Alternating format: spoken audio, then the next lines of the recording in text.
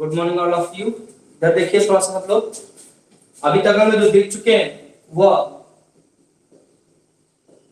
ब्रह्मांड देख चुके हैं कि ब्रह्मांड की उत्पत्ति कैसी हुई, कौन कौन से जो है ब्रह्मांड के उत्पत्ति के सिद्धांत थे, कैसे ब्रह्मांड में क्या क्या चीजें मौजूद हैं, वो सारी चीजें हम लोग देख चुके हैं। अब आगे आज जो मेरा टॉपिक है वह है सोलर सिस्टम। आज देखेंगे सौर मंडल।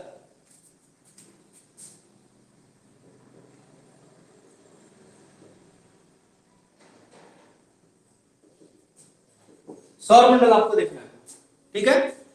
सौर मंडल हम लोग देखते हैं तो सबसे पहले सोलर सिस्टम मैंने आपको एक ग्राफ बना देता हूं जिससे हर चीजें क्लियर हो जाए। सबसे पहले हमारा सूर्य है आपका, ये सूर्य है। उसके बाद एक ग्रह जो है आपका छोटा छोटा बनाते हैं ताकि क्लास में आपको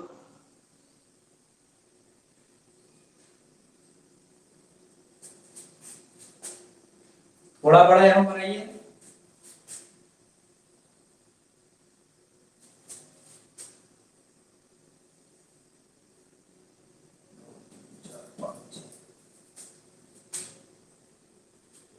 और पास में ले आइए।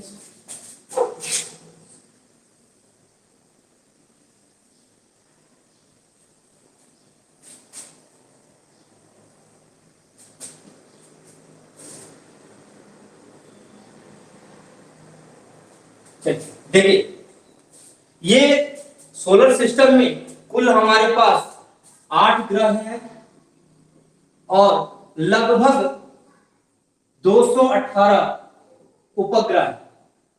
प्राकृतिक उपग्रह की हम लोग बात कर रहे हैं, नेचुरल उपग्रह जो है इतने।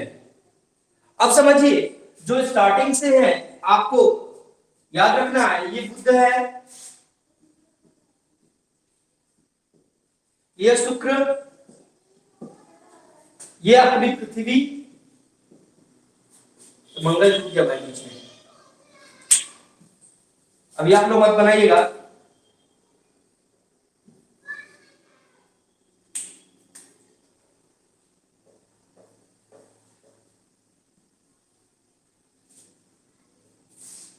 ये मंगल,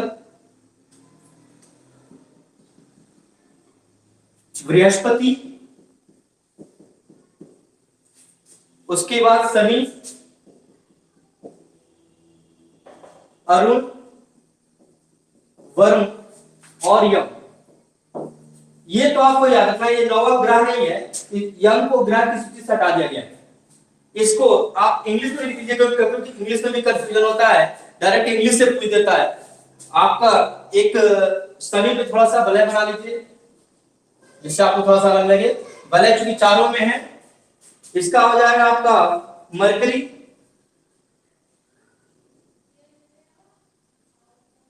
ये आपका वीनस, ये Earth, Mars, Jupiter, Saturn, Uranus and ये है नेपच्यून, और ये आपका प्लूटो। थोड़ा इसको भी पढ़ना है इसलिए उसको लेके चलते हैं, लेकिन अभी जो प्रेजेंट टाइम में है वो 8 ही ग्रह है आपके पास। 8 ग्रह के नेचर को थोड़ा सा देखते हैं। सबसे पहले बुध को देखते हैं, फिर शुक्र, पृथ्वी, फिर मंगल, फिर इसको डिवाइड कर देते हैं। आपको रटना नहीं है, आपको रटना नहीं है, आपको इसको क्या करना है, इमेज को माइंड में बैठा लेना। बिल्कुल घर पे कर दे, ध्यान दे, बुध है, शुक्र है, पृथ्वी है, मंगल है, बृहस्पति है, शनि है, वरुण, यम। यदि यम नहीं लिखते तो यहां तक तो आपको याद होना ही चाहिए, रटना नहीं, ठीक है। स्कैन कर लेना, आपके दिमाग में ये फिट हो जाना चाहिए, ठीक है जी। अब देखिए, जो ये स्टार्टिंग से थोड़ा सा डिवीजन करते हैं हम लोग, 4 स्टार्टिंग में आपको एक जैसे दिख रहे होंगे, इसके पीछे के 4 एक जैसे दिख रहे होंगे, ठीक है। तो सबसे पहले हम देखते हैं कि ये चारों आपके जैसे इमेज यदि आप बनाना चाहें तो मैं आपको फिगर दे देता हूं। पहले इसको देखिए, ये स्टार्टिंग से 4 ग्रह और यहां से मंगल के बाद जुपिटर टू लेकर के नेपच्यून तक, ये 4 ग्रह में कुछ चीजें समानता पाई जाती हैं। स्टार्टिंग से 4 बुध शुक्र पृथ्वी और मंगल में कुछ समानता पाई जाती है, बृहस्पति शनि अरुण और वरुण में समानता पाई जाती है। अब यहां से एक क्वेश्चन बन सकता है कि निम्नलिखित में से कौन से आंतरिक ग्रह हैं या नहीं है, कौन से आंतरिक ग्रह है या नहीं है, आपको लिखना है। तो जो आपका बुध शुक्र पृथ्वी और मंगल है ये आंतरिक ग्रह है, और बृहस्पति शनि अरुण और वरुण ये आपके बाह्य ग्रह है। ये क्या है? आपके बाह्य ग्रह। ठीक है जी, आंतरिक ग्रह और बाह्य ग्रह रख लेना यहीं से। अब इसको आंतरिक ग्रह है, इनमें समानता क्या है कि ये सभी जो है भारी पदार्थों से मिलकर बने हैं।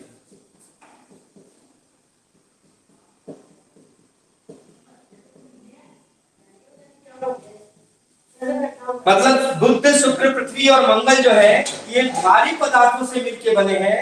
ये आंतरिक ग्रह है, इनमें इक्वालिटी इस मामले में कि ये चारों के चारों भारी तत्वों से मिलकर बने हैं, भारी पदार्थों से मिलकर बने हैं। ठीक, ये चार जो है ये हल्के पदार्थों से मिलकर बने हैं, इन्हें बाह्य ग्रह कहते हैं। ये हल्के पदार्थों से मिलकर बने हैं।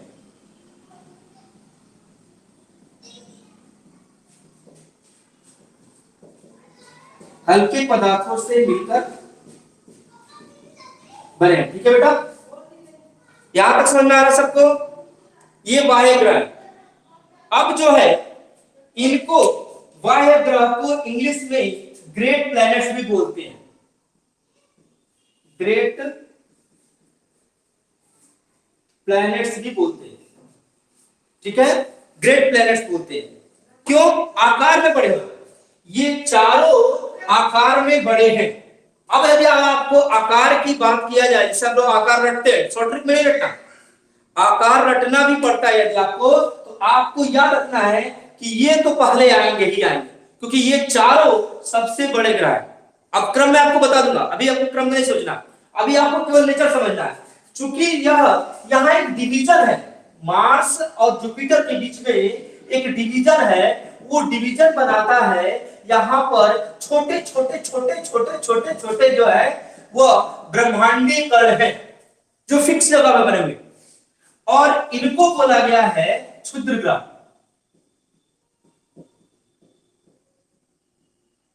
क्षुद्र ग्रह पूछा जाता है कि क्षुद्र ग्रह की स्थिति कहां है, क्षुद्र ग्रह कहां है, तो क्षुद्र ग्रह मंगल और बृहस्पति के बीच में।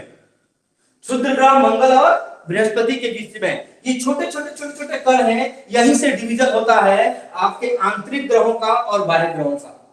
यहां तक समझ में आ रहा है सबको? यहां तक सबको समझ में आ रहा है? आगे बढ़ा जाए, चलिए आगे बढ़ते हैं। अब देखिए थोड़ा सा, इसको या तो लिटिल प्लैनेट भी बोल सकते हैं, लिटिल प्लैनेट भी बोल सकते हैं। ठीक है, अब ये जो है सबसे बाहर के, क्योंकि इसमें ग्रह एक प्लूटो ही था जिसको बाद में ग्रह की श्रेणी से हटाया गया 2006 के आसपास, लेकिन इसमें छोटे छोटे और भी हैं जिनको हम लोग बोलते हैं बाह्यतम ग्रह। आपसे क्वेश्चन पूछ लिया जाए कि बाह्यतम ग्रह कौन है, तो वो है आपके प्लूटो, सेरान, इरिस। प्लूटो, सेरान, इरिस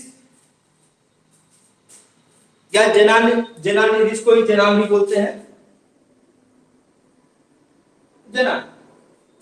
तो ये बाह्यतम ग्रह। ठीक, अब आइए एक एक पॉइंट समझते चलते हैं।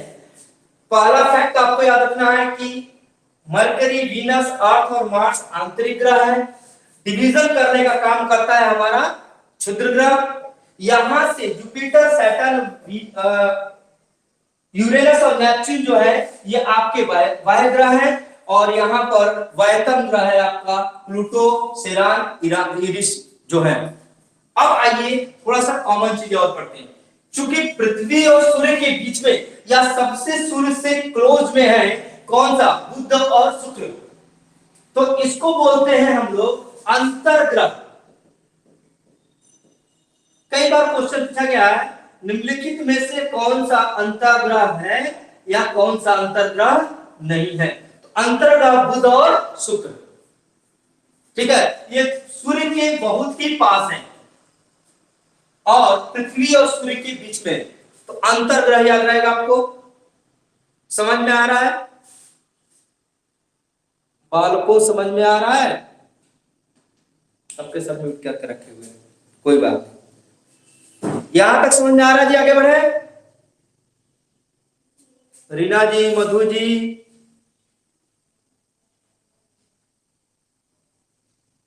नलनी, समझ में आ रहा है आपको? अपना माइक आप अनम्यूट कर सकते हैं, माइक ऑन करके आप कुछ पूछना हो तो यहां तक पूछ लीजिए, फिर आगे बढ़ते हैं। आ रहा है समझ? यहां तक कॉन्सेप्ट क्लियर है मधु?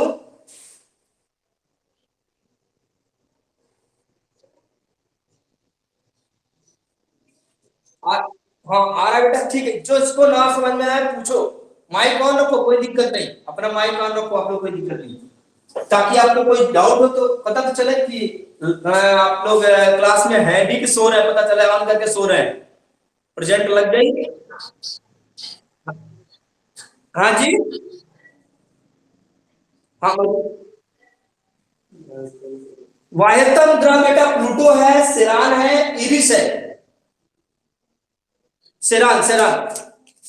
आप ऐसा करिए बेटा, अभी मैं आपको एक फोटो शेयर कर देता हूं, उसको आप लोग देख लीजिए 2 मिनट के लिए।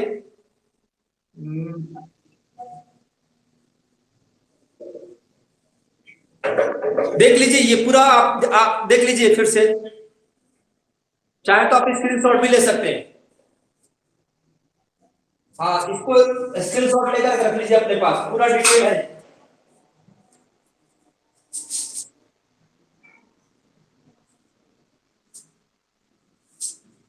इसको आप चाहें तो स्क्रीनशॉट ले सकते हैं, इसमें सारी चीजें मैंने क्लियर मेंशन किया हुआ है।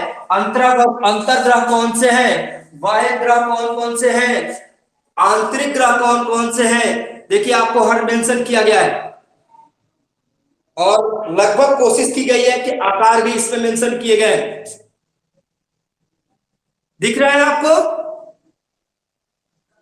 अब इसमें एक चीज और है, जैसे आप यहां देख रहे होंगे बेटा, ये आपका स्टार्टिंग के जो दो आपको दिखाई दे रहा है, यहां ऊपर लिखा है कि इनके उपग्रह नहीं है। मतलब पूछा जाए, क्वेश्चन अब तक पूछा गया है कि कौन से 2 ग्रह हैं जिनके उपग्रह नहीं है, तो बुध और शुक्र के उपग्रह नहीं है, क्लियर है। लेकिन कभी कभी क्या आएगा, ऑप्शन में आ सकता है निम्नलिखित में से किसी के उपग्रह नहीं है, और ऑप्शन में बुध और शुक्र ना होकर के अंतर्ग्रह होगा।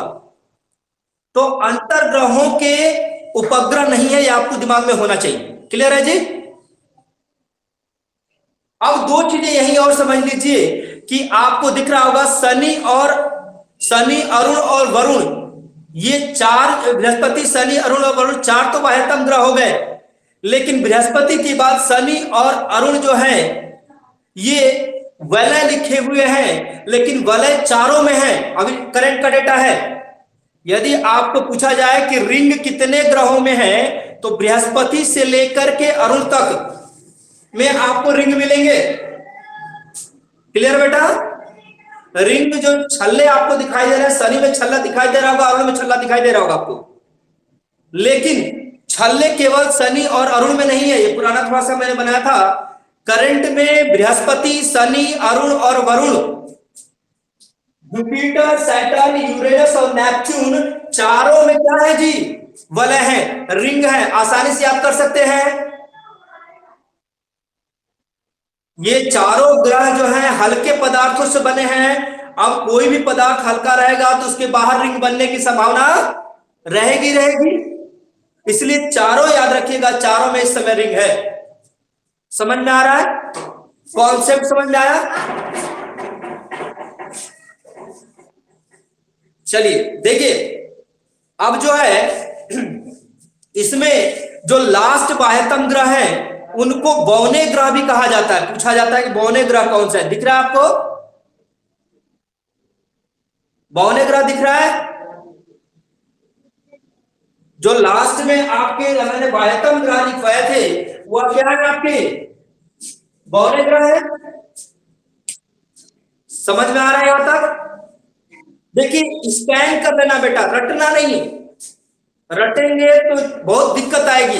बिल्कुल स्कैन कर लीजिए। स्टार्टिंग से पहले ग्रहों का क्रम चार पहले याद रखिए, बुध शुक्र पृथ्वी मंगल। मंगल के बाद जो है क्षुद्र ग्रह आपको दिखाई दे रहे होंगे, क्षुद्र ग्रह आपको दिखाई दे रहे हैं। ये आपको क्षुद्र ग्रह यहां देखिए दिखाई दे रहा होगा, जो डिवीजन का काम कर रहे हैं आंतरिक ग्रह और बाह्य ग्रह में। उसके बाद बाह्य ग्रह याद रखना, बृहस्पति शनि अरुण और वरुण। चारों में सिमिलरिटी क्या है? हल्के पदार्थों से बने हुए हैं और चारों में रिंग है, चारों में वलय है, हिंदी में वलय बोलते हैं। क्लियर है? यहां तक सबको समझ में आ गया? हाँ जी।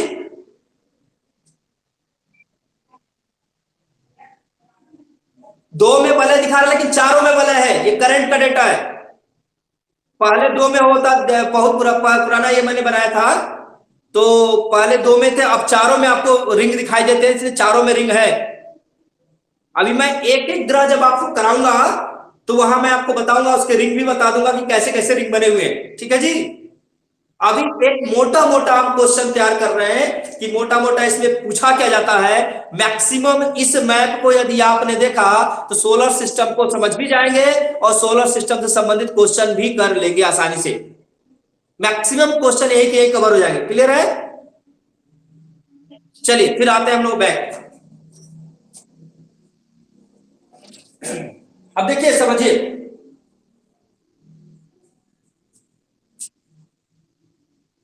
हमने बताया था आपको कि ये जो है आपके वाह्यतम ग्रह को क्या बोलते हैं? बौने ग्रह। याद हो गया? ठीक। अब बौने ग्रह इधर से देखिए, बुध शुक्र पृथ्वी। अब इसमें इनको तो हमने डिवीजन कर लिया, इन चारों में भी डिवीजन है, जो आपको इमेज में दिखाई दे रहा होगा, इन चारों में भी डिवीजन है। लेकिन इन चारों के स्टार्टिंग में जो है आपका बृहस्पति और शनि को गैसी ग्रह भी कहते हैं। क्या कहते हैं बेटा? क्या बोलते हैं? गैसी ग्रह। देखिए हल्के पदार्थों से मिलकर बने हैं चारों, लेकिन स्टार्टिंग के दो क्या है? गैसी ग्रह है, मतलब इस पे गैस की मात्रा क्या है? ज्यादा है। बाहर से गैस का गोला दिखाई देता है, कौन सा? बृहस्पति और शनि। और अरुण और वरुण जो है, यूरेनस और नेपच्यून, चूंकि ये लास्ट में है, सबको समझ में आ रहा है क्लास? ये अरुण और वरुण लास्ट में है। अब रटने की आवश्यकता नहीं बेटा, ये अंतिम ग्रह है कि नहीं है? अंतिम दो ग्रह है। अब सूर्य से जो जितना दूर रहेगा वहां ठंडा उतना ज्यादा पड़ेगा कि नहीं पड़ेगा? पड़ेगा। तो जब लास्ट में ये दोनों है तो ये दोनों ठंडे के मारे जम गए। यहां याद रखने की जरूरत भी नहीं है कि बर्फीले ग्रह रटने की आवश्यकता क्या। लास्ट का ग्रह भाई हमारा अरुण वरुण है, ये सूर्य से ज्यादा दूरी पे है, ज्यादा दूरी पे बेचारे जम गए हैं, तो यहां बर्फ ही बर्फ दिखाई देती है। तो बर्फीले ग्रह अरुण और वरुण। क्लियर? देखिए आपको बस 8 ग्रहों का नाम याद रखना है और उनका सूर्य के बाद का क्रम याद रखना है। यदि यह याद है, आपके दिमाग में बैठा हुआ है, बिल्कुल स्कैन कर लीजिए, कुछ नहीं करना, रखना नहीं है। डेली इमेज को एक दो बार देखना है, और जो मैंने आपको इमेज दिया था उसको भी स्क्रीनशॉट लेकर के आप देख सकते हैं। उसको डेली देखिए कि उसकी लोकेशन कहां है। सोइए रात में ऐसे बोलिए, देखो ये है सूर्य हमारा, सूर्य के बाद बुध, बुध के बाद शुक्र, शुक्र के बाद पृथ्वी, पृथ्वी के बाद मंगल। फिर डिवीजन है, डिवीजन आपका कौन सा है? क्षुद्र ग्रहों का। ठीक है? अब क्षुद्र ग्रहों के बाद फिर कौन सा बड़ा बड़े वाले ग्रह? बृहस्पति, शनि, अरुण, वरुण। यदि आप आंख बंद करके रात को लेटते समय भी यदि आपने इसको ध्यान से देख लिया, आप लेट कर आंख बंद करके देखना है। कैसे देखेंगे भाई? ऐसे आंख बंद करके ऐसे ऐसे करेंगे, सूर्य है, यहां से ये है, ये है, ये है, बिल्कुल आपको सारे सौर मंडल यदि दिखाई दे रहे हैं बेटा, सौर मंडल के सभी ग्रह आपको नजर आ रहे हैं, जानिए कि हमारा पढ़ाना सफल है। या आपको अच्छे से समझ में आ गया? यदि रात को आपको सोलर सिस्टम सपने में दिखने लगे तो जानिए आप सही से पढ़ रहे हैं, ध्यान दिया है। और बिल्कुल इमेज करिए, स्टार्टिंग के दो ग्रह हैं, अंतर्ग्रह है, इनके पास बेचारे क्या है, सूर्य के बहुत पास है, ये इनके यदि बच्चे पैदा भी होंगे तो क्या हो जाएंगे, मर जाएंगे। तो इसीलिए इन दोनों ग्रहों के पास कोई भी उपग्रह नहीं है। यही कहिए क्लियर, इनके पास कोई भी उपग्रह क्या है, नहीं है। अब रटने की आवश्यकता नहीं आपको।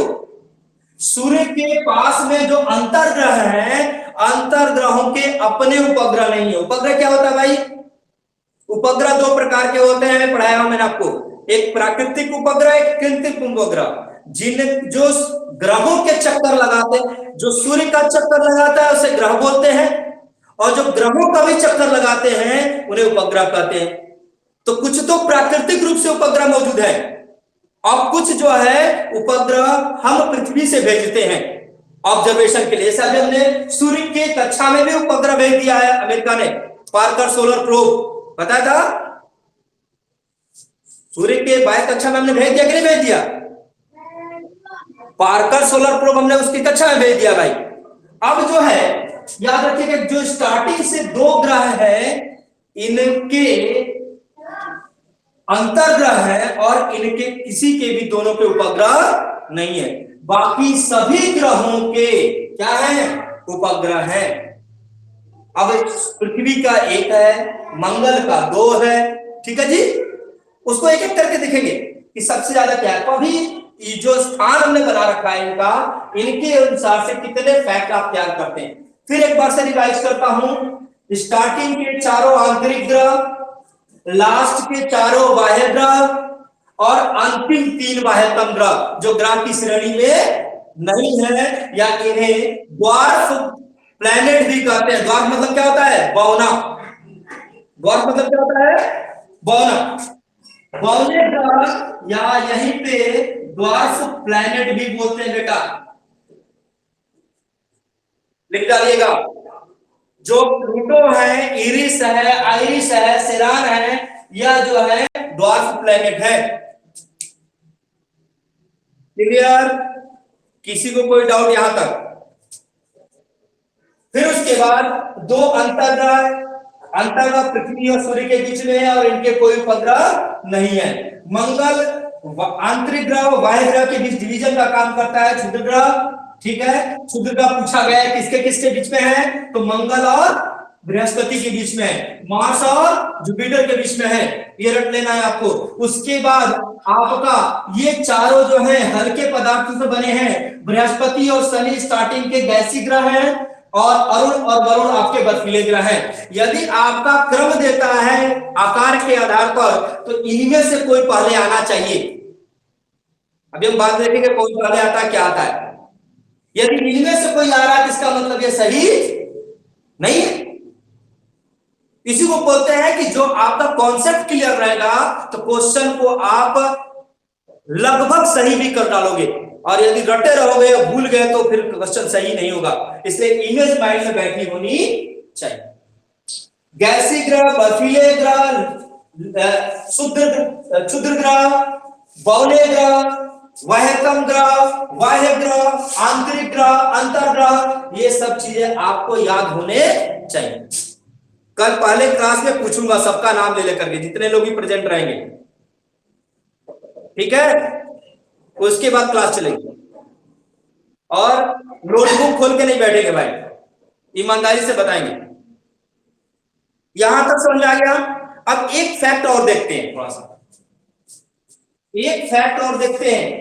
ये चारों एक मामले में समान है, ये चारों जो है हल्के पदार्थ होने में समान है।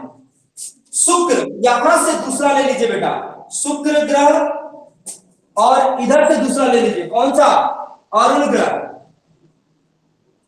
थोड़ा सा ज्यादा हो रहा है, मैं मिटा देता हूं इसको ताकि आप समझ सके।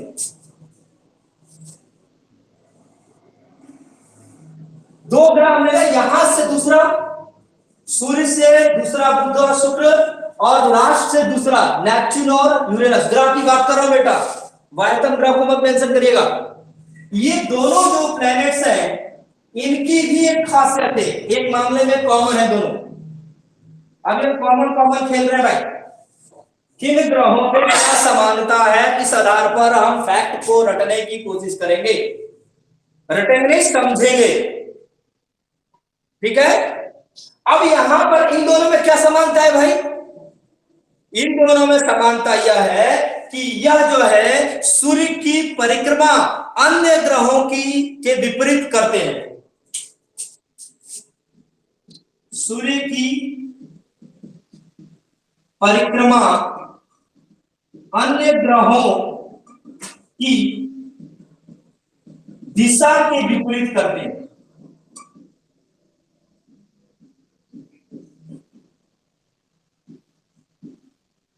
मतलब सूर्य की परिक्रमा तो किधर से किधर करते हैं? ये दोनों शुक्र और अरुण पूर्व से पश्चिम की ओर, पूर्व से पश्चिम की ओर। याद रखिए, सूर्य की परिक्रमा ये पूर्व से पश्चिम की ओर करते हैं, और बाकी सभी ग्रह, रटने की जरूरत नहीं है, बस दो को निकाल देना है, शुक्र को और अरुण को। वीनस और यूरेनस को निकाल देना है। वीनस और यूरेनस दो ऐसे प्लैनेट हैं जो सूर्य को की परिक्रमा जो करते हैं वह क्या करते हैं? पूरब से पश्चिम करते हैं। बाकी सभी ग्रह, चाहे वो बुध हो, चाहे पृथ्वी हो, चाहे मंगल हो, बृहस्पति हो, शनि हो, वरुण हो, सभी ग्रह जो है वह सूर्य की परिक्रमा पश्चिम से पूर्व की ओर करते हैं। इसके विपरीत किधर? पश्चिम से पूर्व की ओर। कई बार पहले क्वेश्चन पूछा जाता था कि पृथ्वी पर सूर्य जो है, पृथ्वी किधर से किधर सूर्य की परिक्रमा करती है? तो पश्चिम से पूर्व की ओर। ठीक है जी।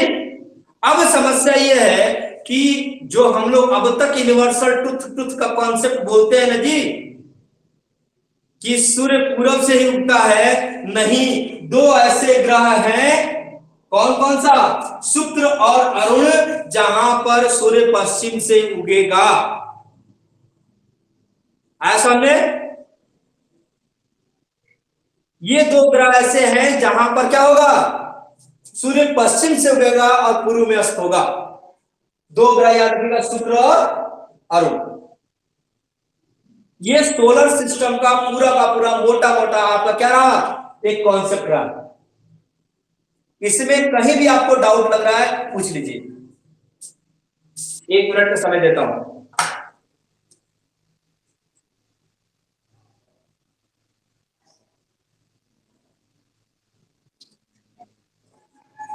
इसमें कहीं भी आपको डाउट है, पहले तो ग्रहों के प्रकार देख लीजिएगा, जितने भी ग्रह हैं, आंतरिक ग्रह, बाह्य ग्रह, बाह्यतम ग्रह, बर्फीले ग्रह, गैसी ग्रह, वलयाकार ग्रह। वलयाकार ग्रह बोला जाए तो मतलब रिंग वाले ग्रह, तो रिंग वाले चारों हैं। ठीक है, तो इस टाइप से याद करिएगा आसानी से। किसी को कुछ पूछना है? हाँ नलनी। अब बहुत सारी चीजें बेटा, जैसे आप क्या है जिसमें हाइड्रोजन हो, हीलियम हो, ये सब हल्के में आ जाएंगे। आयरन और ज्यादा हो इधर भारी में आ जाएगा। ठीक है, वो आप और डिटेल जब एक एक ग्राफ पढ़ेंगे ना तब पता चलेगा कि किस ग्राफ पे क्या है। ठीक है, ओके भावना। और नल्ली समझ में आ रहा है? कोई और क्वेश्चन इसमें समझ में आ गया सबको? देखिए बेटा, सोलर सिस्टम को यदि आपने यह ग्राफ समझ लिया तो जान लीजिए कि 80% क्वेश्चन आप हल कर लिए यहीं से सोलर सिस्टम के। बाकी जो बच गया फैक्चुअल चीजें उसको हम लोग धीरे धीरे एक एक करके देखेंगे। अब सबसे पहले देखते हैं थोड़ा सा शुक्र के बारे में, एक एक ग्रह की चर्चा पहले करेंगे, उसके बाद फिर आगे की ओर बढ़ेंगे। ठीक है जी। तो अभी मैं थोड़ा सा मिटा देता हूं फिगर, और कुछ पूछना है माइंड में चल रहा हो तो पूछ सकते हैं।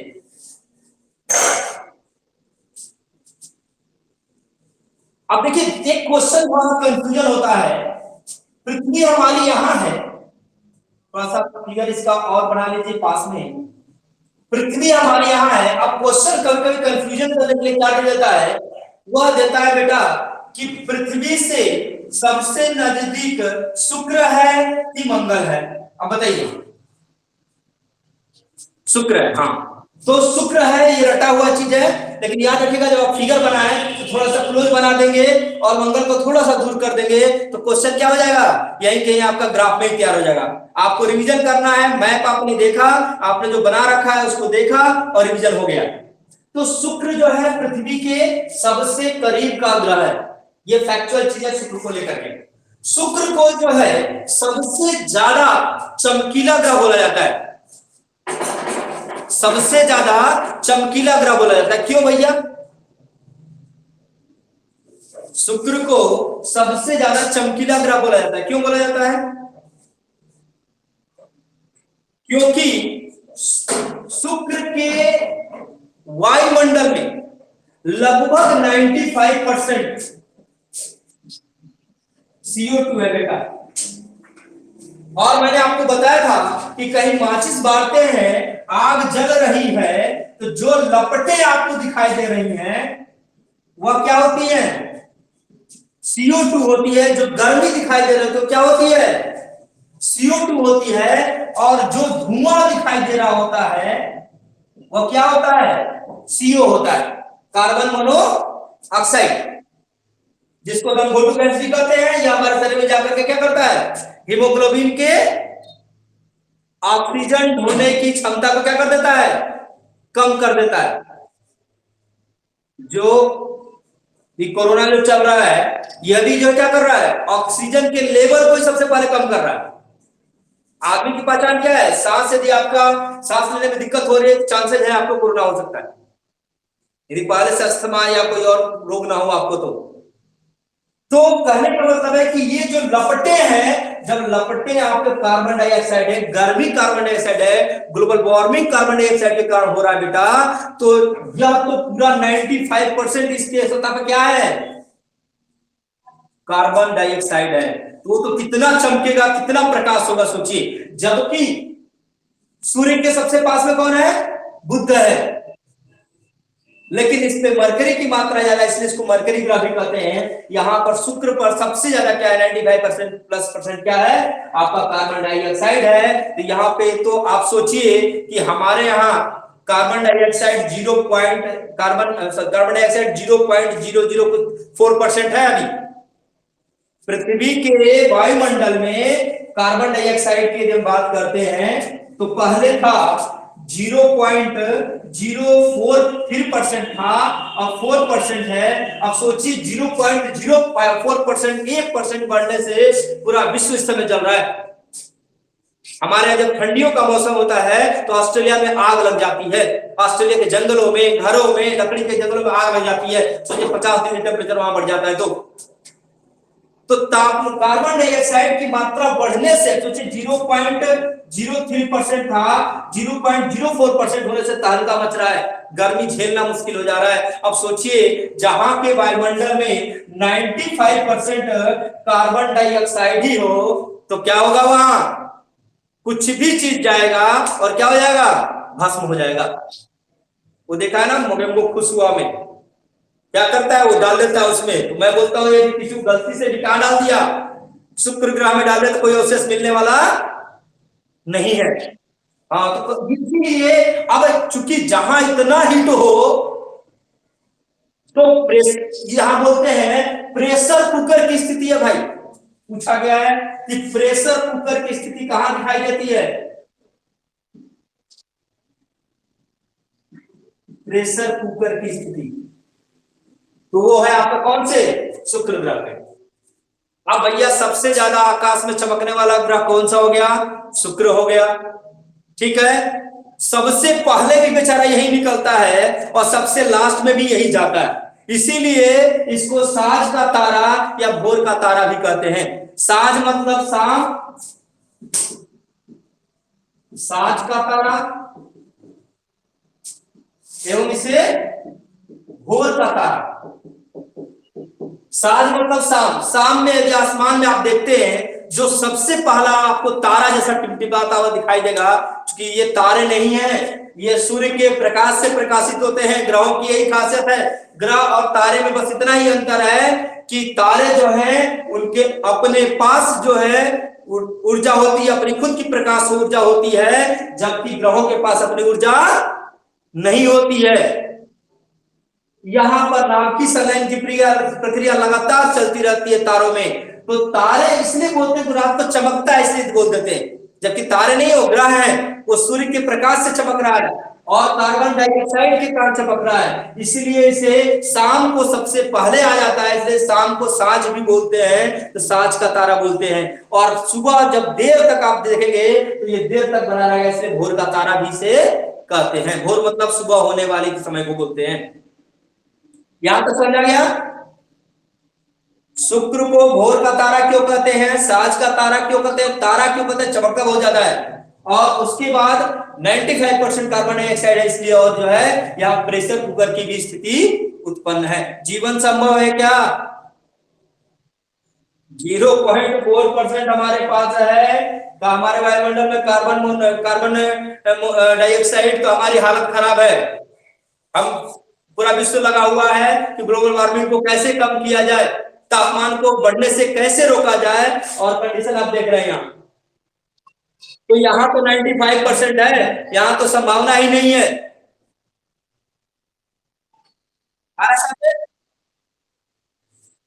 अब एक चीज और बोला जाता है, शुक्र को क्या बोलते हैं, पृथ्वी की बहन बोलते हैं भाई।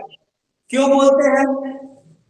देखिए कुछ भी रटना नहीं बेटा, समझना है क्यों बोलते हैं, क्वेश्चन करो क्यों बोलते हैं। ब्रजेश कुमार पांडे को इस तरह बोलते हैं तो क्यों बोलते हैं भाई, पढ़ाते हैं तो कोई ना कोई कारण तो होगा क्यों बोलते हैं। भोर का तारा क्यों बोलते हैं, साँझ का तारा क्यों बोलते हैं, प्रेशर कुकर की स्थिति वाला क्यों बोलते हैं, चमकीला क्यों बोलते हैं, कोई ना कोई कारण है ना। तो इसकी बहन इसलिए बोलते हैं क्योंकि यह आकार में किसके समान है, पृथ्वी के समान है। पृथ्वी से आकार और द्रव्यमान दोनों में, आकार एवं द्रव्यमान, साइज और मास दोनों में जो है वो क्या है आपका, साइज और मास दोनों में पृथ्वी के समान है, इसलिए बोलते हैं क्या जी, बहने हैं। बहने, जुड़वा बहने बोलते हैं ना जी, एक जैसी दिखे। तो पृथ्वी और शुक्र हो गई क्या चीज, बहने। इसी तरह से जब हम मंगल पढ़ेंगे तो मंगल भी सिमिलरिटी है पृथ्वी और मंगल में। मंगल पे भी वायुमंडल है, मंगल पर भी जीवन संभव है पृथ्वी की तरह। और इस समय जो अमेरिका का सैटेलाइट वहां गया हुआ रोवर, वह यह भी बताने की कोशिश कर रहा है कि वहां पे जल की भी संभावना हमने देखी है। तो मंगल पे ही एकमात्र ऐसा ग्रह है मंगल पूरे सोलर सिस्टम में जिस पर जीवन की संभावना है बेटा। तो मंगल को इसी हिसाब से तो क्या बोलना चाहिए भाई, पृथ्वी का भाई बोलना चाहिए, बोला चाहिए नहीं बोला चाहिए।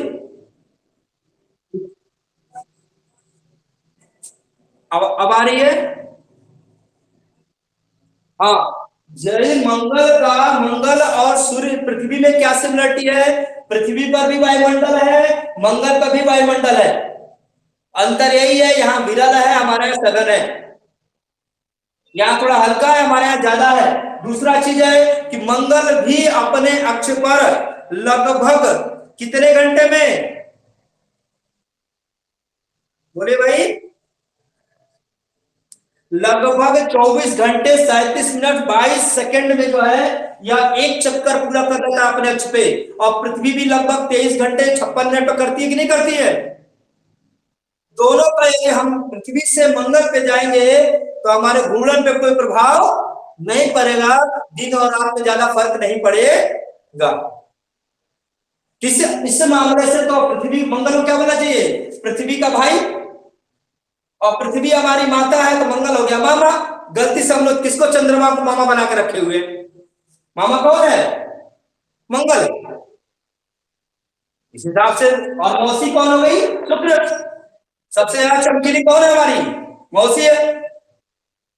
कौन? शुक्र। हाँ, तो ये हो गई मौसी और ये हो गए मामा, और बीच में है मम्मी हमारी। कौन? पृथ्वी। क्लियर बेटा? यहां तक किसी को डाउट है तो पूछ लीजिए फिर से। आज की पूरी क्लास इस ग्राफ पे डिपेंड है, उसके बाद कल से हम लोग एक एक ग्राफ को देखेंगे और उसके नेचर को देखेंगे। क्लियर है?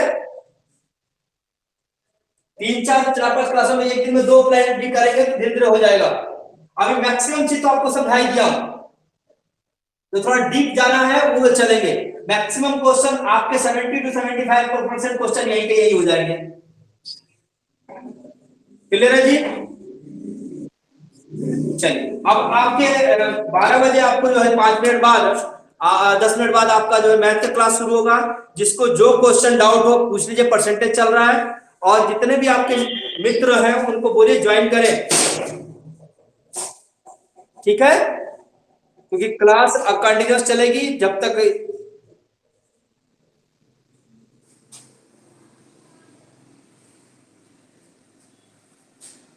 अभी कौन कौन है? रीना जी हैं, भावना जी हैं, नलनी है, ये चौधरी साहब भी है, कोई मधु है, सागर सर है। ठीक, चलिए ठीक है, सब लोग हैं। कल अभी आपको 5 मिनट बाद जो है मैथ स्टार्ट होगा, ठीक है? कॉपी पेन लेकर बैठ जाइए। किस जगह से बताइए आप? ठीक ठीक ठीक, ये सर नहीं रखेंगे यार, बहुत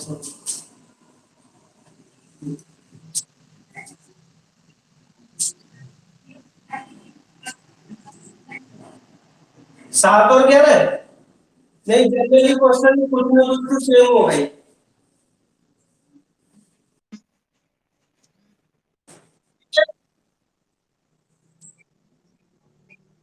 बस बस, जैसे दे रखा है, मैं रिपीट कर रहा हूं दोबारा से कि ए बी सी का अनुपात दे रखा है 4 7 11, बी सी डी का दे रखा है 21 33 44।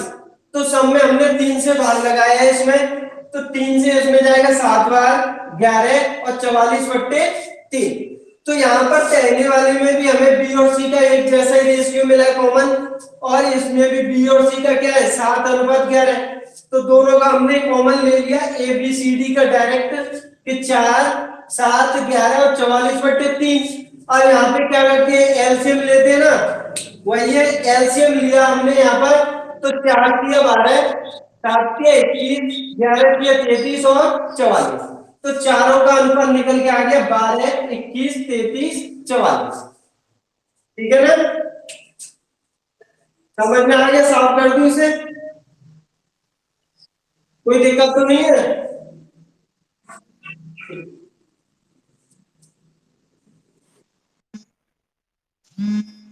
अगला क्वेश्चन है ये 24 नंबर है।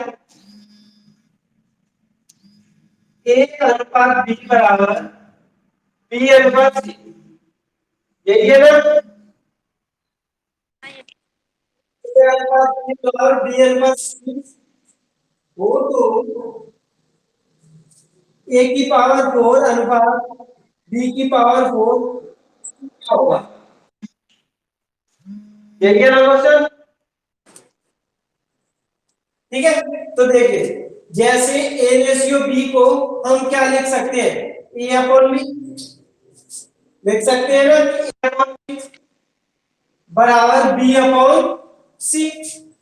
अब इसका मल्टीप्लिकेशन होगा तो बी स्क्वायर बराबर क्या बनेगा यहाँ पर ए सी बनेगा कि नहीं बनेगा? यहाँ तक किसी को कोई दिक्कत तो नहीं है? ए अपॉन बी बराबर बी अपॉन सी, तो बी स्क्वायर बराबर ए सी। ठीक है, अब यहाँ पे देखते हैं हम कि ए की पावर 4 अपॉन बी की पावर कितनी है 4 है कि नहीं? तो ए की पावर 4 को उतनी की उतनी रहेगी, लेकिन बी की पावर 4 को हम क्या लिख सकते हैं, बी स्क्वायर का स्क्वायर लिख सकते हैं कि नहीं? ठीक है, तो देखो अब यहाँ पे बी स्क्वायर बराबर दे रखा है ए सी, तो बी स्क्वायर की जगह पे हम क्या पुट कर देंगे, ए सी। ठीक है, तो ए की पावर 4 अपॉन, अब ए सी का क्या है, होल स्क्वायर। तो यहां से ये बन जाएगा ए स्क्वायर और सी स्क्वायर, बनेगा कि नहीं बनेगा, ए स्क्वायर से ये कैंसिल हो गया तो ऊपर बचेगा सिर्फ ए स्क्वायर, तो ए स्क्वायर अपॉन सी स्क्वायर। ठीक है, और यही रेशियो हो जाएगा कि ए रेशियो और सी का रेशियो। कोई दिक्कत किसी को, रिपीट करूं, आ गया ना समझ में,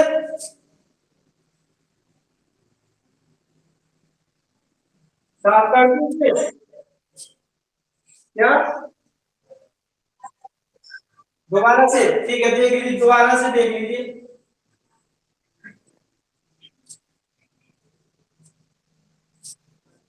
देखिए यहां पर हमें दे रखा है ए रेशियो बी, तो ए रेशियो बी को लिख सकते हैं ए अपॉन बी बराबर बी अपॉन सी, क्रॉस मल्टीप्लिकेशन कर देंगे यहां से, तो बी स्क्वायर बराबर क्या बनेगा हमारा, ए सी बन जाएगा ना। और ये इसका ये पूछ ही रहा है इसके बराबर क्या रेशियो निकल के आएगा, तो ए फोर अपॉन बी फोर। ठीक है, तो ए फोर तो ए फोर ही रहेगा, और बी फोर को हम लिख सकते हैं बी स्क्वायर का होल स्क्वायर। ठीक है, तो अब बी स्क्वायर की जगह पे वैल्यू पुट कर देंगे ए सी, तो ए की पावर 4 अपॉन ए स्क्वायर और सी का स्क्वायर, ए स्क्वायर से ये कैंसिल हो जाएगा तो यहाँ पे क्या बचेगा, सिर्फ ए की पावर 2, तो ए स्क्वायर अपॉन सी स्क्वायर, तो इसे लिख सकते हैं ए स्क्वायर रेशियो सी स्क्वायर। समझ में आएगा कि ए स्क्वायर रेशियो सी स्क्वायर, समझ में तो आ गया क्वेश्चन, साफ कर दूं? ठीक है, आप अपना देखिए,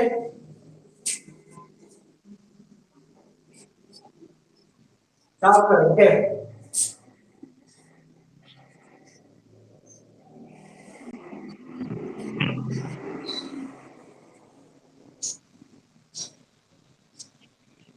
अब आज तो कैसे आ रही है ना क्लियर,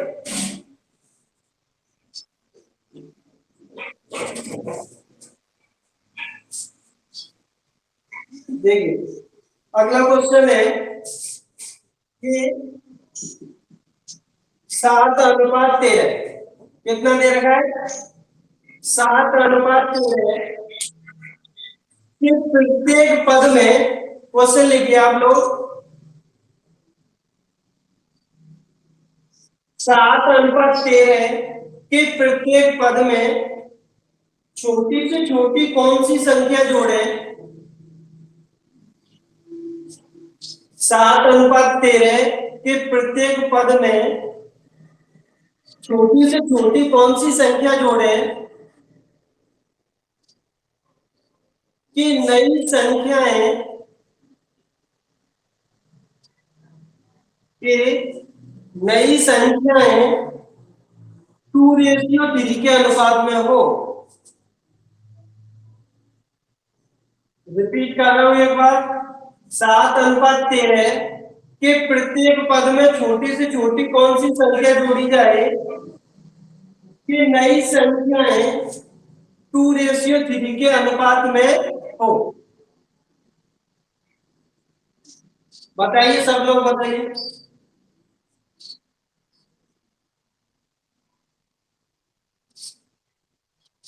पांच,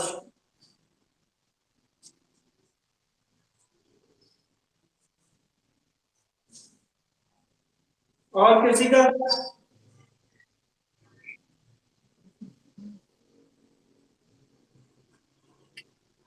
ठीक है देखिए, अब देखिए क्वेश्चन में क्या कह रहा है वो कि 7:13 क्या दे रखा है, 7:13 कि प्रत्येक पद में छोटी से छोटी कौन सी संख्या जोड़े, तो 7 प्लस के एक्स, 7 प्लस के एक्स अपॉन 13 प्लस के एक्स। 7:13 के प्रत्येक पद में छोटी से छोटी कौन सी संख्या जोड़े कि नया अनुपात हमारा क्या होना चाहिए? 2:3 होना चाहिए कि नहीं होना चाहिए? और 2:3 को लिख सकते हैं हम 2/3 और क्रॉस मल्टीप्लिकेशन कर देंगे यहां से। तो 7 की कितना 21 प्लस के 3x 26 प्लस के 2x। यहां तक क्लियर है ना? अब x को एक तरफ ले आएंगे और अंक को एक तरफ, तो 3x में से 2x गया तो क्या बचा x, और 26 में से 21 गया तो क्या बचा। तो प्रत्येक पद में छोटी से छोटी कौन सी संख्या जोड़ी जाएगी? 5 जोड़ी जाएगी। तो हमारा नया अनुपात हो जाएगा 2:3। ठीक है ना? क्वेश्चन समझ में आया कि नहीं आया? अगला क्वेश्चन बोलो।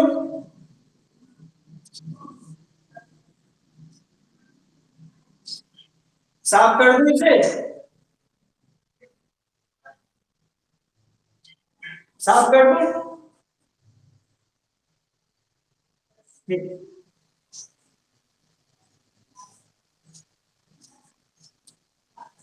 अगला क्वेश्चन है, सेम है क्वेश्चन कि 3:5 3:5 कि प्रत्येक पद में छोटी से छोटी कौन सी संख्या जोड़ी जाए?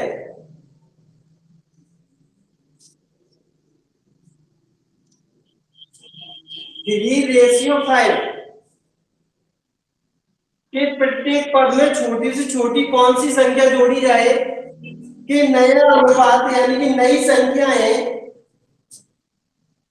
5:6 के अनुपात में हो। संख्या 5:6 के अनुपात में हो। बताइए कौन सी छोटी से छोटी संख्या जोड़ी जाए?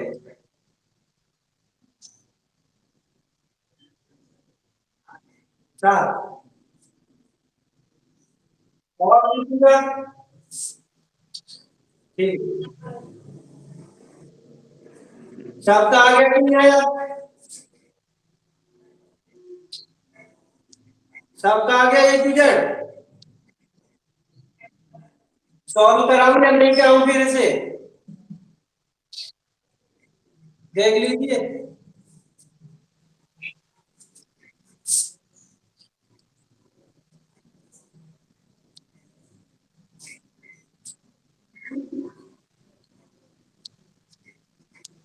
ठीक है, अगला क्वेश्चन लिख दो। अब जैसे इस वाले क्वेश्चन में दे रखा था कि छोटी से छोटी कौन सी संख्या जोड़ी जाए, इसी प्रकार एक क्वेश्चन और बनता है कि उस छोटी से क्या।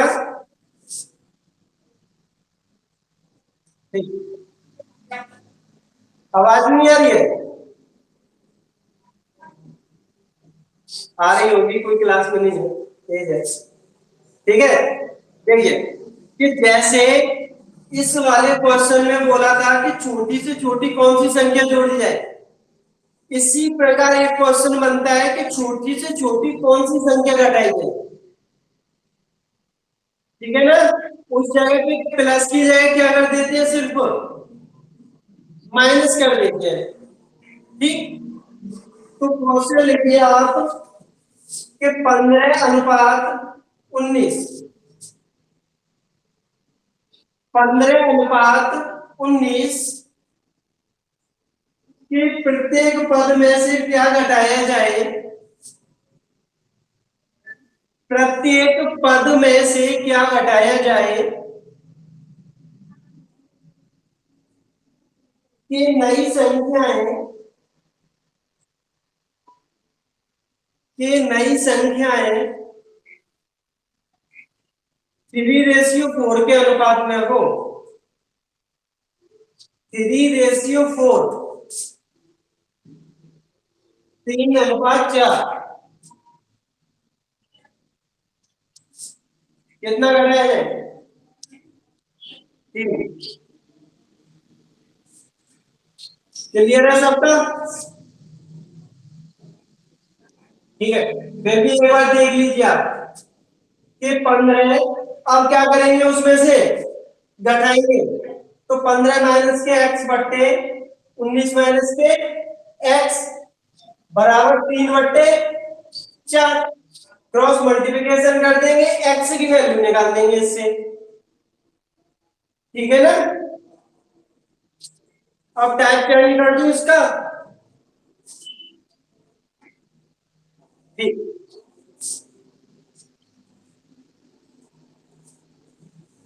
देखिए तो क्वेश्चन,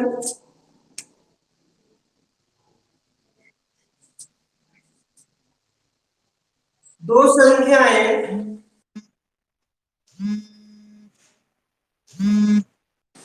दो संख्याएं 7:11 के अनुपात में है। दो संख्याएं 7:11 के अनुपात में है। इनमें से प्रत्येक में 7 जोड़ने पर, इनमें से प्रत्येक में 7 जोड़ने पर इनका अनुपात, 7 जोड़ने पर इनका अनुपात 2:3 हो जाता है। 2:3 हो जाता है। तो सबसे छोटी संख्या कौन सी है? सबसे छोटी संख्या कौन सी है?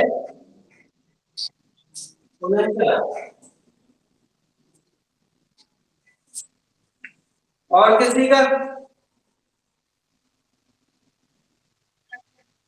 चल,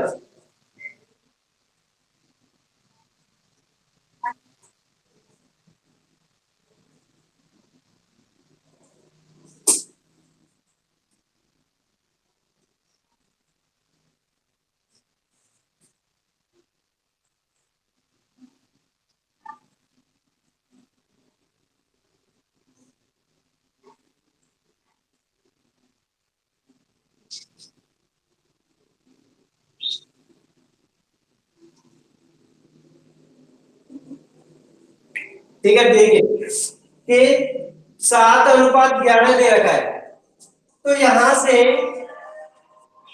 अनुपात हटाने के लिए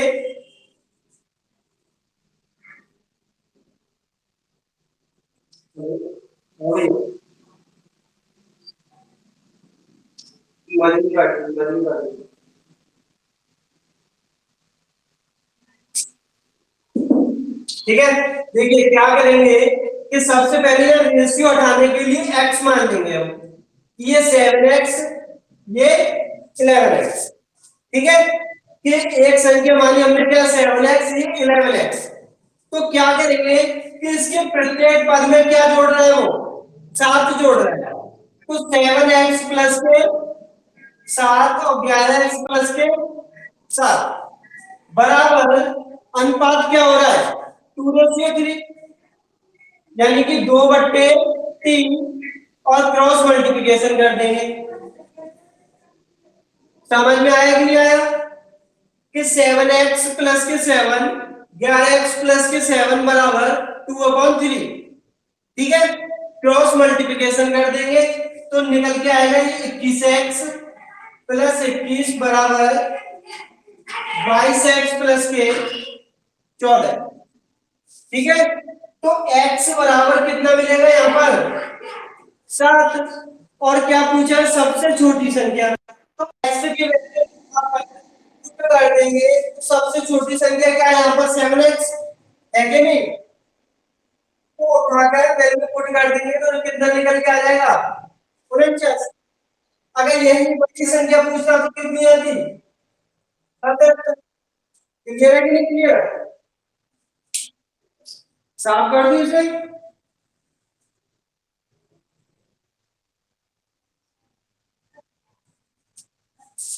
समझ में तो आया नहीं क्वेश्चन?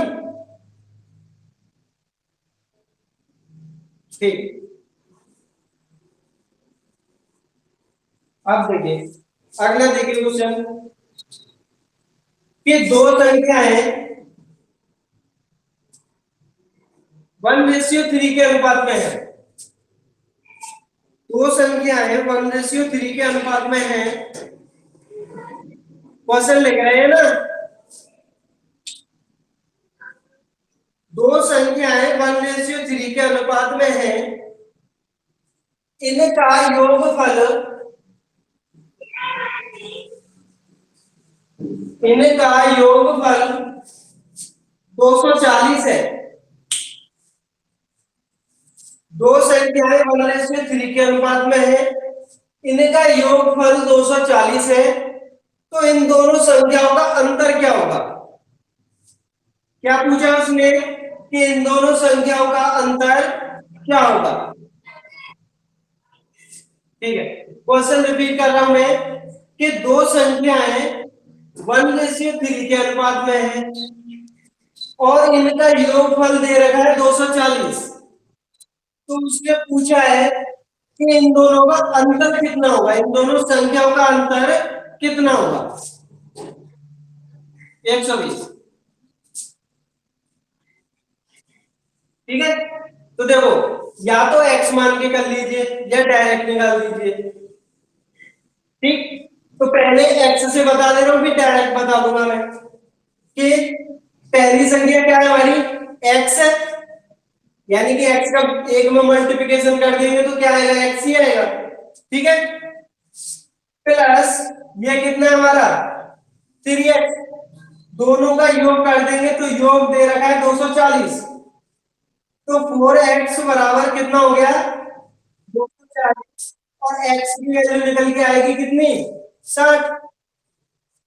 वैल्यू उठा के पुट कर देंगे तो पहली संख्या कितनी होगी, 60, और दूसरी हो जाएगी कितनी, 180। यहां तक किसी को कोई दिक्कत तो नहीं है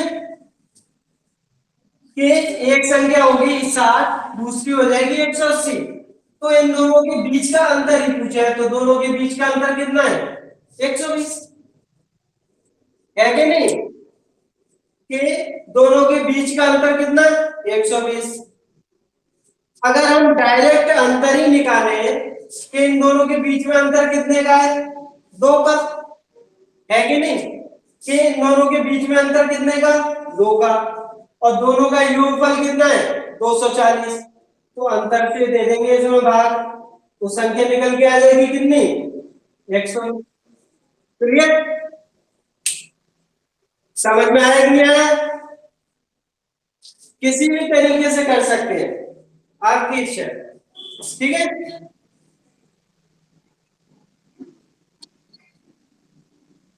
साफ कर दूं इसे? ठीक,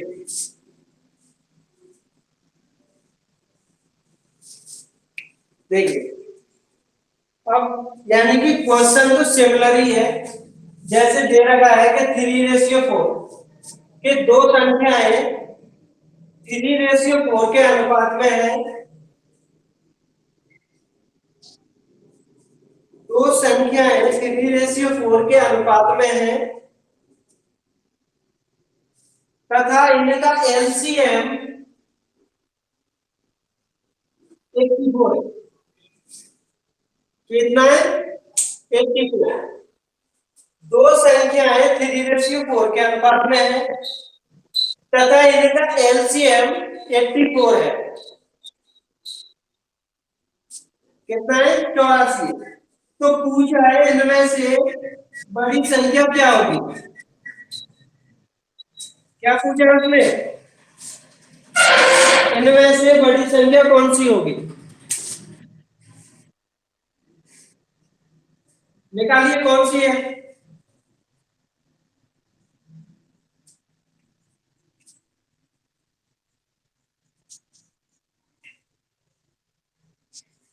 बड़ी संख्या कितनी निकल के आ रही है? हाँ 27। और किसी का ऊपर 48।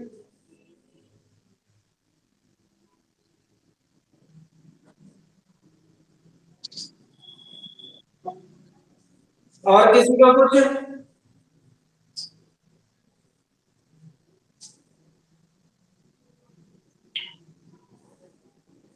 देखिए कि जैसे ये दो संख्याएं दे रखी है 3:4 के अनुपात में, किसमें दे रखी है? 3:4 के अनुपात में। तो रेशियो हटाने के लिए हमने ये वाला 3x, ये 4x, क्लियर। और इन दोनों का लेंगे हम एलसीएम।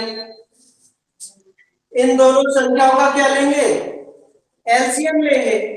तो एलसीएम कितना आएगा इसका? 12। आ जाएगा कि नहीं आएगा? कि दोनों का एलसीएम 12x, और एलसीएम ही हमें दे रखा है कितना? 84। तो एलसीएम के बराबर कितना? एलसीएम, तो x की वैल्यू निकल के आ जाएगी यहां से कितनी? 7। ठीक है। और क्या पूछा उसने? सबसे बड़ी संख्या। तो सबसे बड़ी संख्या का रेशियो यहां पर कितना है? 4। तो बिंदु उठा के पुट कर देंगे, तो 7 चौके 28। छोटी संख्या पूछता तो कितनी होती? 21। समझ में? क्या? हाँ जैसे देखिए इस वाले क्वेश्चन में हमें यहाँ पर एलसीएम दे रखा है, तो इन दोनों संख्याओं का हमने एलसीएम लिया। पहले वाले क्वेश्चन में यहाँ पर योगफल दे रखा था, तो हमने इन दोनों संख्याओं का क्या लिया था? योगफल लिया था। इसी प्रकार अगर यहाँ पे अंतर देगा तो अंतर लेंगे, योगफल देगा तो योगफल लेंगे, ठीक है ना। अगर गुणनफल देगा तो गुणनफल ले लेंगे यहाँ पर, ठीक है। क्वेश्चन के अकॉर्डिंग चलेंगे बस, कि जैसे एलसीएम दे रखा है तो संख्या का एलसीएम लेंगे। क्लियर है? साफ कर दूं इसे? ठीक।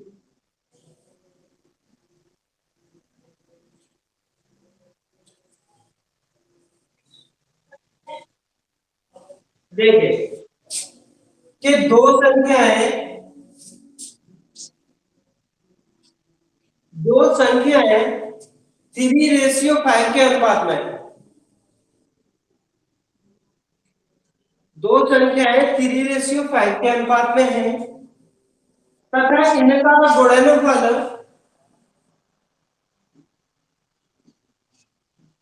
इनका गुणनफल कितना है? 2160। दो संख्याएं 3:5 के अनुपात में है, इनका गुणनफल 2160 है। तो सबसे छोटी संख्या निकालिए, क्या है?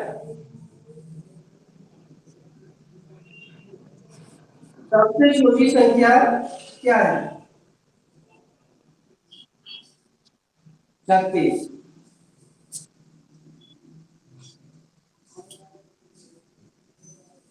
क्लियर है ना ये सबका क्वेश्चन? अब देख यहाँ पर बस जैसे मिस्टेक मत कर देना, यहाँ पे क्या है? गुणनफल है, तो ये 3x इंटू 5x है, तो यहाँ पे इन x x का गुणा होगा तो क्या बनेगा? यहाँ पर x स्क्वायर बनेगा। समझ में आ रहा है कि नहीं आ रहा है? कि गुणनफल दे रखा है तो x स्क्वायर बन जाएगा यहाँ पर, और संख्या दे रखी है 2160, और 5 से कितना है? 15, और 15 से कितनी बार कट रहा है? 140 बार। क्लियर? समझ में आ रहा है कि नहीं आ रहा? संख्या मानी हमने यहाँ पे 3x है 5x, दोनों का गुणा कर दिया तो कितना 15 x² बनेगा, और 15 से ये काट देंगे तो कितना मिलेगा यहाँ पर 144। अब x का स्क्वायर हटेगा तो अंडर रूट चढ़ेगा यहाँ पर, तो अंडर रूट 144, तो x की वैल्यू कितनी निकल के आएगी 12, और x की वैल्यू उठा के पुट कर देंगे तो सबसे छोटा रेशियो क्या है यहाँ पर 3, तो संख्या निकल के आ जाएगी कितनी 36। क्लियर है ना एकदम? क्यों, समझ में आया कि नहीं आया? अब इस टाइप के हो जाएंगे ना क्वेश्चन,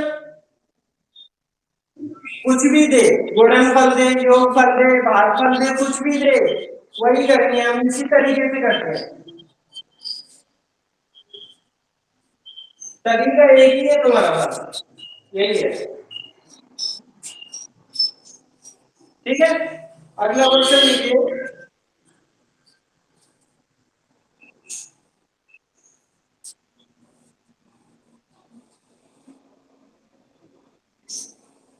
रेडियन में क्वेश्चन लिखिए। ठीक है, लिखिए क्वेश्चन लिखिए। किसी व्यक्ति की आय, किसी व्यक्ति की आय तथा व्यय क्रमशः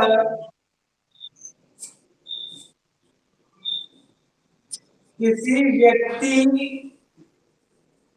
की आय तथा व्यय क्रमशः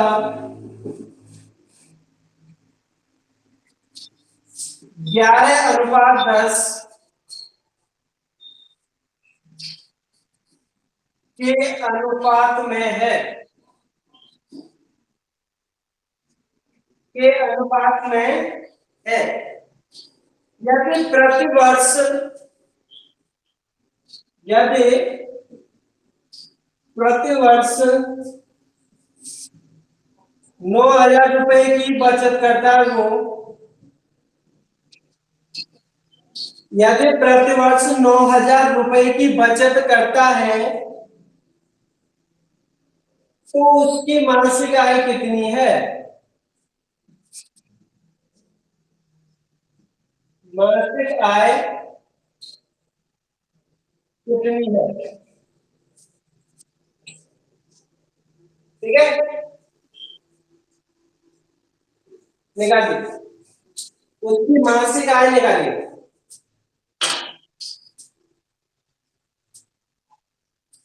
जैसे क्वेश्चन में दे रखा है किसी व्यक्ति की आय तथा व्यय क्रमशः 11:10 के अनुपात में है, यदि प्रति वर्ष 9,000 रुपए की बचत करता है तो उसकी मासिक आय कितनी है? 8,250। ठीक है ऑप्शन में।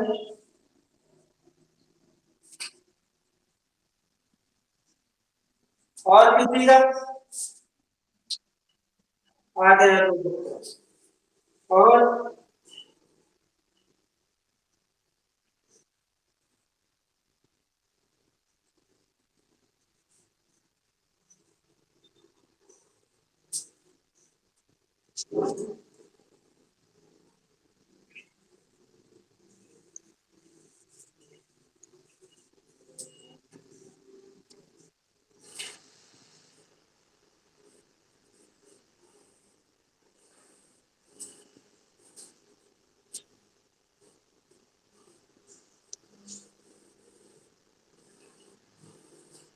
किस किस का आ गया?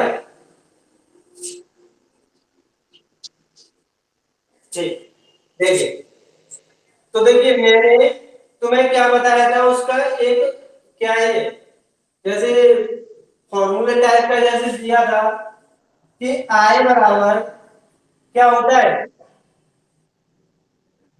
व्यय प्लस के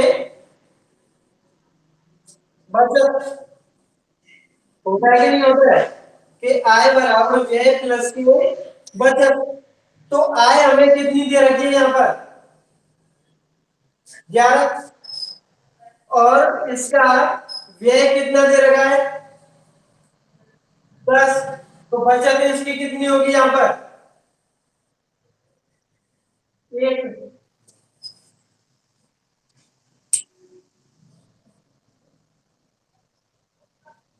क्या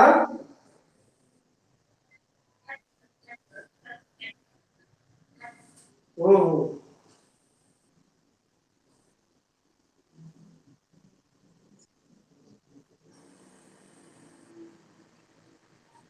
रेशियो दे रखा है, सही। तो ये कितना होगा 11x, व्यय कितना होगा इसका 10x, तो इसकी बचत कितनी होगी, बचत हो जाएगी x। ठीक है, और बचत की वैल्यू दे रखी है तुम्हें कितनी 9,000, तो x बराबर कितना हो जाएगा, x बराबर 9,000, और आय कितनी हो जाएगी इसकी 11x, यानी कि इंटू 11। ऐसे तो गलत हो रहा है।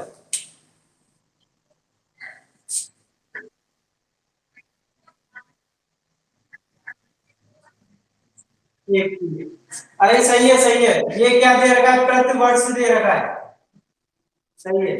यानी कि x बराबर 9,000, तो जैसे 9,000 इंटू 11 कितना हो गया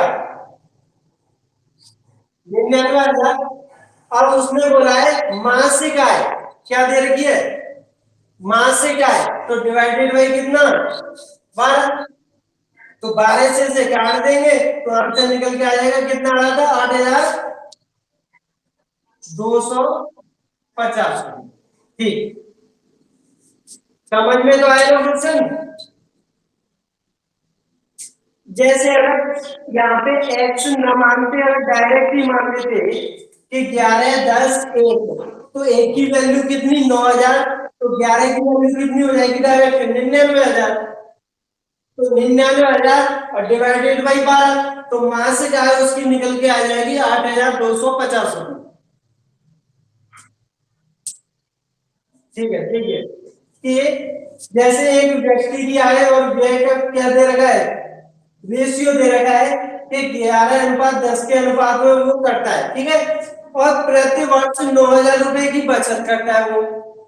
तो आय हमने मानी यहाँ पर कितनी 11, इसमें दे रखी है कि आय कितनी है 11, और व्यय करता है 10, तो बचत कितनी हुई उसकी x। तो क्योंकि आय बराबर क्या होता है व्यय प्लस के बचत, तो व्यय प्लस के बचत दोनों को जोड़ देंगे तभी तो इसके बराबर हो जाएंगे। हाँ, तो बचत कितनी दे रखी है यहाँ पर x, और x बराबर वैल्यू दे रखी है 9,000 रुपए, कि प्रति वर्ष 9,000 रुपए की बचत करता है वो। x बराबर 9,000, तो टोटल कुल आय उसकी वर्ष की एक वर्ष की निकाल देंगे 11x, तो 9,000 इंटू 11 कर देंगे तो 99,000 निकल के आ जाएगी उसकी वार्षिक आय। ठीक है, लेकिन वो पूछ रहा है मासिक आय, तो डिवाइडेड बाई 12, तो रुपए निकल के आ जाएंगे 8,250 रुपए। हाँ, ये उसकी मासिक आय है, और जो 99,000 निकल के आएगी ये उसकी वार्षिक आय है, यानी कि एक वर्ष में वो 99,000 रुपए कमाता है।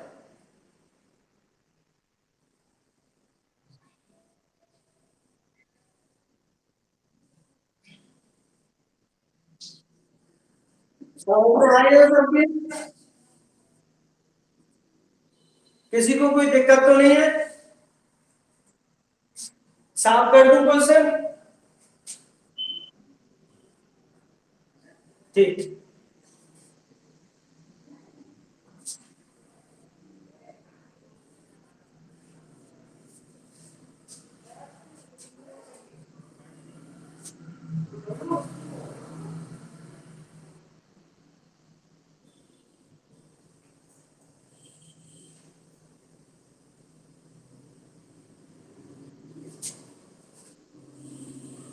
देखिए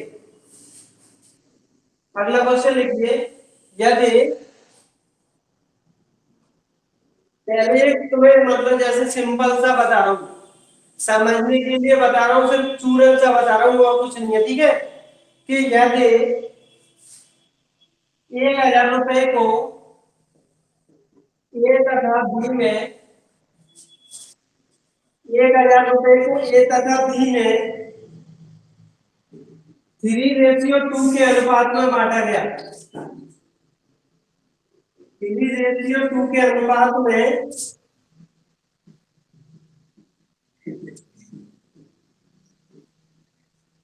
विभक्त किया गया तो ए को कितने रुपए प्राप्त होंगे?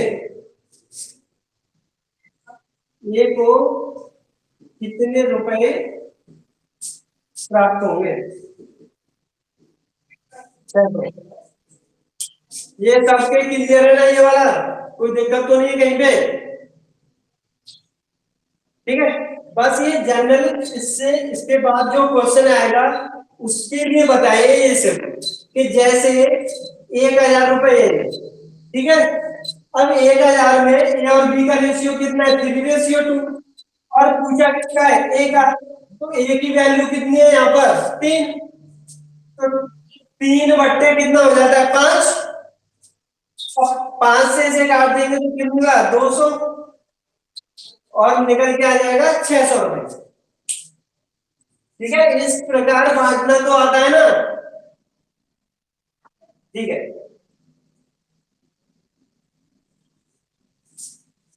क्वेश्चन लिखने दो।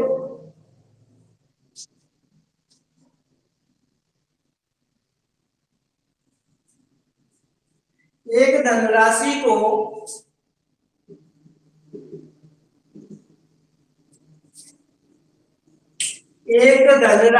को ए बी सी डी में एक धनराशि को ए बी सी डी में क्रमशः 3:4, 9:10, 3:4, 9:10 के अनुपात में बांटा जाता है, के अनुपात में बांटा जाता है। यदि सी का भाग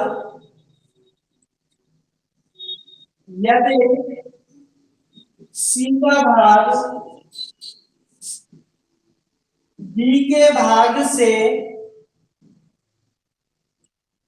यदि सी का भाग बी के भाग से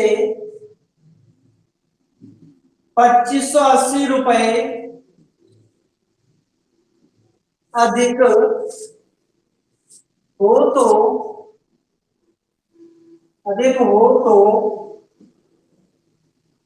ए तथा डी की कुल राशि कितनी है? ए तथा डी की कुल राशि कितनी है? ठीक है, क्वेश्चन दिख रहा है ना सबको? कि ए बी सी डी में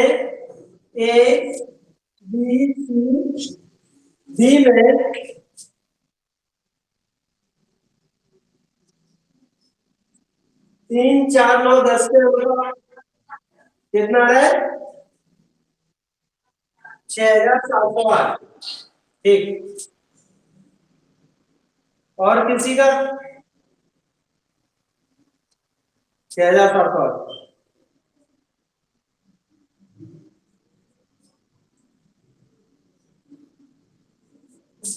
और किसी का आया?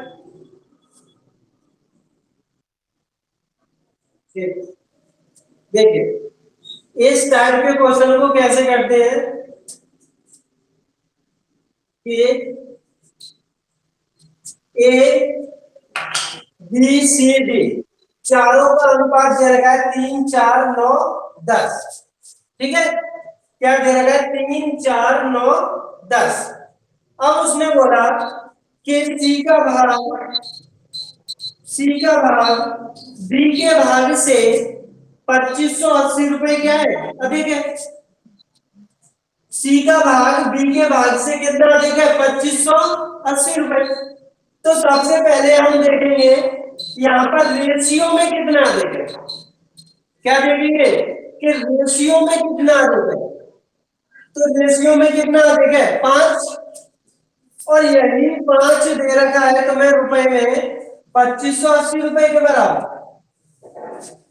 क्लियर है कि नहीं, कि सबसे पहले रेशियो में देखेंगे कि रेशियो में दोनों में कितने का अंतर है, 5 का, और यही 5 दे रखा है रुपए में 2580 रुपए के बराबर।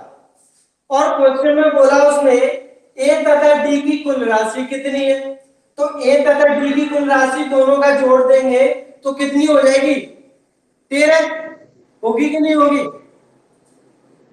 तो 5 के बराबर दे रखा है 2580 और दोनों की कुल राशि निकाल देंगे। तो 2580 बट्टे 5 इंटू 13। क्लियर है कि नहीं क्लियर, कि 2580 बट्टे 5 इंटू 13, तो निकल के आ जाएंगे कितना आ रहा था, 6708 रुपए। ठीक है, समझ में आया कि नहीं आया क्वेश्चन, कि दोनों में रेशियो में अंतर देख देंगे कि कितने का आ रहा है, 5 का आ रहा है। यही 5 की वैल्यू रुपए में दे रखी है 2580 रुपए के बराबर।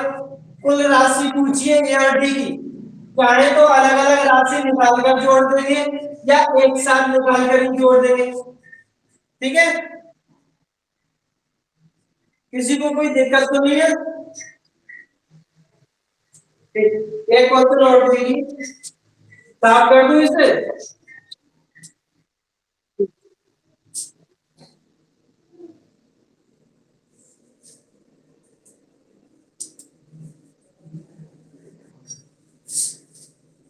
ए बी सी, ठीक है, किसी धन को ए बी सी में,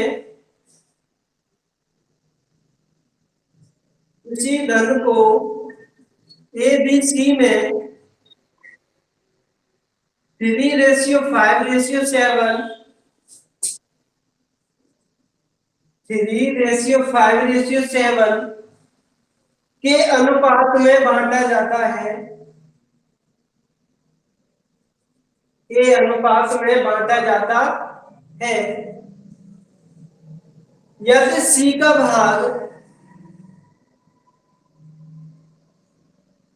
यदि सी का भाग ए के भाग से 1600 रुपए अधिक हो, यदि सी का भाग ए के भाग से 1600 रुपए अधिक हो तो बी का भाग कितना है, 2000। ठीक,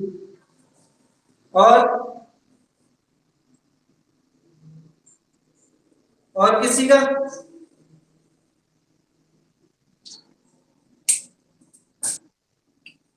देखिए 2000 आया। जैसे पहले वाला क्वेश्चन किया था सेम टू सेम वही क्वेश्चन है ये। क्या है, सेम टू सेम उसी तरीके का है कि ए बी सी तीनों का अनुपात दे रखा है 3 5 7।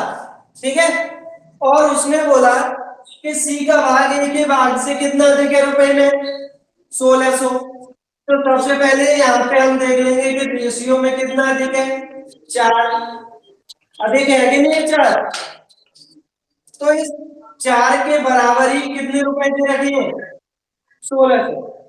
क्लियर, और क्या पूछा है कि बी का भाग कितना है, तो 1600 बटे 4 इंटू 5, तो 4 5 में कितना 20। तो बी की वैल्यू निकल के आ जाएगी कितनी, 2000। क्लियर है ना क्वेश्चन, किसी को कोई दिक्कत, दिक्कत हो तो पूछ लेना। ठीक है,